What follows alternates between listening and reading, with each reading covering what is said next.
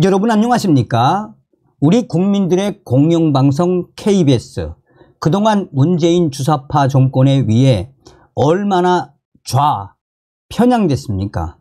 좌편향을 떠나서 아예 문재인 주사파 정권의 문비어천가를 불러대며 민주당의 방송국으로 전락해버린 KBS.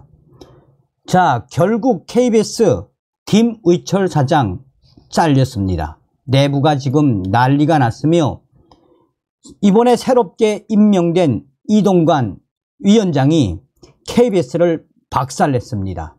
개혁에 대한 구체적인 계획을 발표했습니다.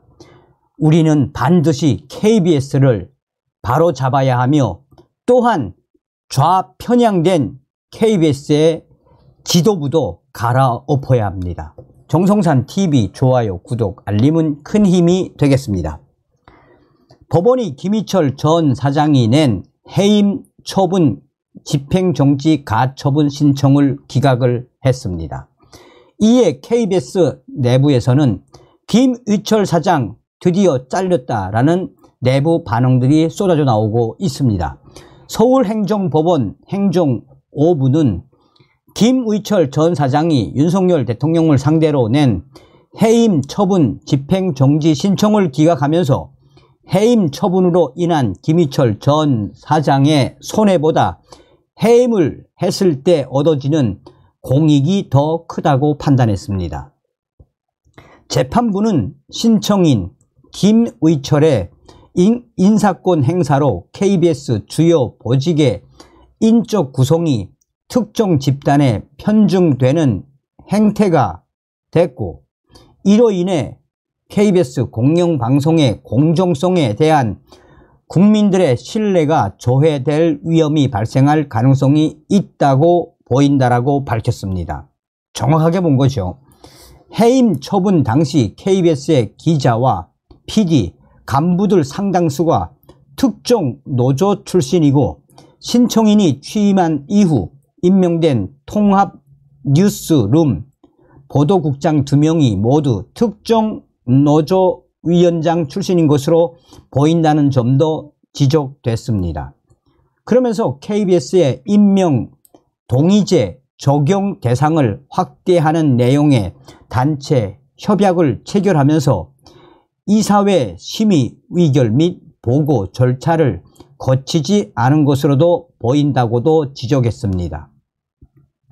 임명 동의제는 주요 간부에 대한 임명 과정에서 해당 부서 소속 조합원들 다수의 동의를 얻도록 한 제도인데, 이번 판결로서 법원이 이 임명 동의제 자체를 인정할 수 없다고 판단한 것입니다.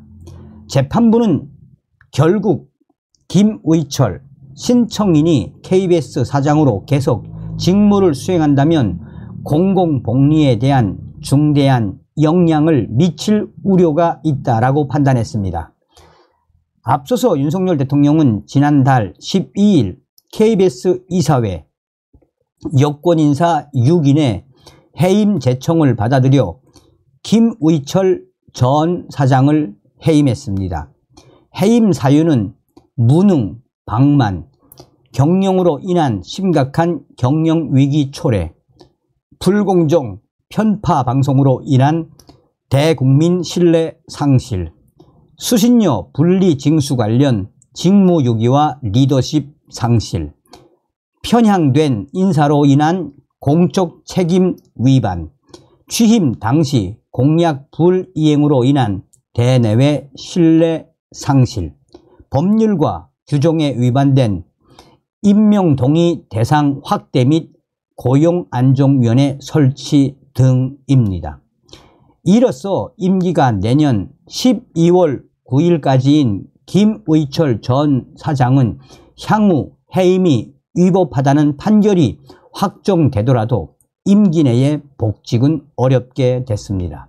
이 소식이 나온 후 KBS의 정상화를 바라는 내부 직원들이 결국은 김의철 전 사장 잘렸다라며 이제 그 얼굴 보고 싶지 않으니 제발 KBS 주변에 얼씬거리지 말아라. 김의철 전 사장 때문에 KBS가 지금까지도 우리 국민들에게 얼마나 질타를 받고 있나라며 김의철의 임기 동안 국민 공영방송 KBS는 그야말로 추락을 거듭했다라며 지금 현재 KBS 내부에서 김의철 전 사장에 대한 질타가 쏟아져 나오고 있습니다. 자, 이동관 방송통신위원장이 KBS를 박살을 냈습니다. 그러면서 앞으로 KBS에 대한 개혁이 어떻게 이루어져야 하는지 소상하게 밝히고 있습니다. 이동관 방송통신위원장은 20일 포털이 가짜뉴스를 실어나르고 있음에도 원천 생산한 언론사에만 책임을 묻고 거기서 해결을 안 해주면 네이버는 나 몰라라 한다라고 지적했습니다. 그러면서 KBS 개혁에 대한 강력한 의지를 피력했습니다. 이동관 위원장은 서울대 총동창신문과의 인터뷰에서 한국언론진흥재단 조사 결과를 보면 75%의 뉴스 소비자가 포털을 통해서 뉴스를 접하는데도 포털이 언론으로서 아무런 책임을 안 진다라며 포털의 사회적 책임을 강화해야 한다라고 이같이 밝혔습니다. 이동관 위원장은 인공지능 AI를 활용한 딥페이크 기법에 잘못된 정보까지 생산되고 있는 만큼 우선 포털의 자율 규제에 맡기되 궁극적으로는 입법을 통해 문제를 해결해야 한다라고도 설명했습니다. 그러면서 이동관 위원장은 왼쪽으로 기울었으니 오른쪽으로 기울게 하겠다는 게 절대 아니다라며 가짜뉴스 단속이 왜 야당에 불리할 것이라고 생각하느냐라며 그건 속단이라고 했습니다. 이동관 위원장은 가짜뉴스에도 A, B, C 등급이 있다라며 A급은 호의 조작 정보, B급은 사실임이 입증되지 않은 상태에서 정치적이거나 상업적인 목적으로 퍼뜨린 정보, C급은 본인은 사실로 믿었는데 나중에 아니었던 것으로 분류했습니다. 그러면서 건강한 사회라면 공론장에서 B, C급은 걸러지기 마련이고 철저히 규제해야 하는 대상은 A급이라고 강조했습니다. 이동관 위원장은 공영방송 개혁 문제도 우선 과제로 꼽았습니다. 이동관 위원장은 KBS에 대해 어떻게 개혁할 것인지 그 계획을 발표했습니다. 이동관 위원장은 일본 NHK 뉴스 프로그램은 재미는 없지만 보도 준칙에 맞추어 확인 안 된 것은 절대 내보내지 않는다라며 얼마 전 KBS 수신료 병합 징수를 중단한 것도 KBS 개혁을 위한 것이고 이제 KBS는 재건축 수준의 개혁이 필요하다라고 강력하게 발언을 했습니다. KBS 재건축 수준의 개혁이 필요하다라는 것은 그만큼 KBS에 대한 대대적인 개혁에 시동을 걸겠다라는 이동관 위원장의 의지라고 이 언론들은 강조하고 있습니다. 임기 전 경영진을 교체한 데 대한 비판적 시선에 대해서는 법적 절차를 지켜서 진행했다라고 강조했습니다.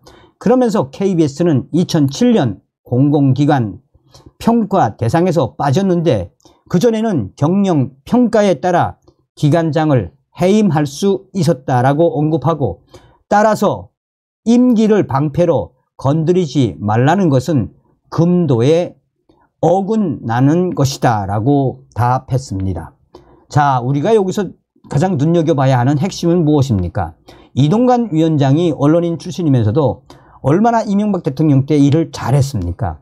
이동관 방송통신위원장이 이 윤석열 정부 내에서 부디 저 KBS나 MBC 또 좌편향된 언론들을 그야말로 박살 내주길 바라는 것이 바로 우리 국민들의 이 마음 아니겠습니까? 다음 시간에 뵙겠습니다. 멸공.